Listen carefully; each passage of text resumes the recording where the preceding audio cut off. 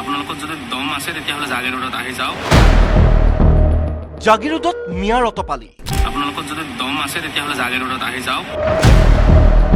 খিলঞ্জীয়াক open challenge. জাগিৰোডত কিমান সাহস আপোনালোকৰ, মিয়া খেদা আহি যাওক। ছ'চিয়েল মিডিয়াত খিলঞ্জীয়াক ভাবুকি। দম আছে যদি জাগিৰোডলৈ আহক। আপোনালোকে লাঠি লৈ আহক, মই খালী হাতে বহি আছো।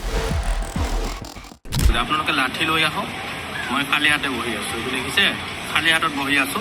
দম থাকিলে আহি যাওক জাগিৰোডত। মুষ্টি প্ৰদৰ্শন কৰি খিলঞ্জীয়াক এঘণ্টাতে উচিত শিক্ষা দিয়াৰ হুংকাৰ। ইমান অত্যাচাৰ আমাৰ সহ্য নহয়। জাগিৰোডত আহি চাওক, কিমান মিয়া মানুহ আমি কাম কৰি আছো।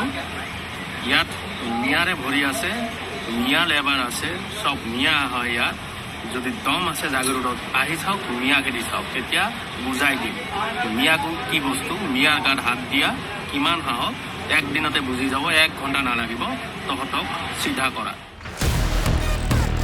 বৃহস্পতিবাৰে পুৱা মিয়াৰ ভাবুকি ভাইৰেল হোৱা মাত্ৰকে অভিযান চলাই জাগিৰোড আৰক্ষীয়ে আটক কৰিলে অভিযুক্তক। অভিযুক্তৰ নাম তাজুল আহমেদ। চিৰাং জিলাৰ বেদলাং খাইটিৰ পৰা আহি জাগিৰোডৰ ছেমি কণ্ডাক্টৰ প্ৰকল্পত কাম কৰা তাজুল আহমেদক জেৰা চলাইছে আৰক্ষীয়ে। চিৰাং জিলাৰ মিয়াই জাগিৰোডলৈ আহি খিলঞ্জীয়াক ভাবুকি দিয়া ঘটনা পোহৰলৈ অহাৰ মাত্ৰকে জাঙুৰ খাই উঠিছে দল সংগঠন। সামাজিক মাধ্যমত তেনেকুৱা উচতনিমূলক এটা কথা ক'বলৈ ক'ত সাহস পালে, আৰু তেওঁ বৰ্তমান আমি জানিব পৰা মতে মানে আমাৰ জাগিৰোড আৰক্ষীয়ে তেওঁক কৰায়ত্ব কৰি ইতিমধ্যে তেওঁলোকৰ কাষ্টাডিত লৈ তেওঁলোকে আইনী প্ৰক্ৰিয়া আৰম্ভ কৰিছে। ক'ৰবা চিৰাং ডিষ্ট্ৰিক্টৰ পৰা আহি জাগিৰোডত এনেকুৱা উচতনিমূলক মানে কথা ক'বলৈ ক'ত সাহস পালে। খিলঞ্জীয়াক ভাবুকি দিয়া তাজুল আহমেদে ছেমি কণ্ডাক্টৰ প্ৰকল্পত কাম কৰাৰ সুযোগ পোৱাক লৈও প্ৰশ্ন উত্থাপন কৰিলে বীৰ লাচিত সেনাই।